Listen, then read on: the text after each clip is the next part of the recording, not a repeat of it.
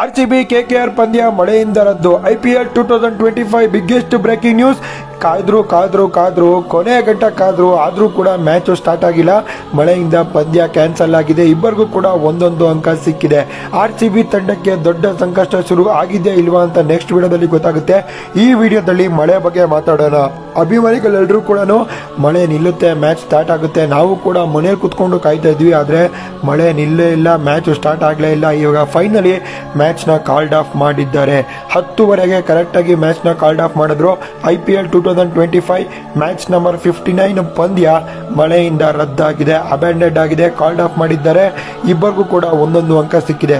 ಈ ಒಂದು ಪಂದ್ಯದಿಂದ KKR ತಂಡ ಎಲಿಮಿನೇಟ್ ಆಗಿದೆ. IPL ಇಂದ RCB ತಂಡ ಮೇಲಗಡೆ ಹೋಗಿದೆ. ಪಾಯಿಂಟ್ಸ್ ಟೇಬಲ್ ಅಲ್ಲಿ ಎಲ್ಲಿ ಕುತ್ಕೊಂಡಿದೆ ನೆಕ್ಸ್ಟ್ ವಿಡಿಯೋದಲ್ಲಿ ಗೊತ್ತಾಗುತ್ತೆ. ಅದೇ ಖುಷಿಗೆ ನನ್ನ ಫಾಲೋ ಮಾಡಿ, ಸಬ್ಸ್ಕ್ರೈಬ್ ಮಾಡಿ.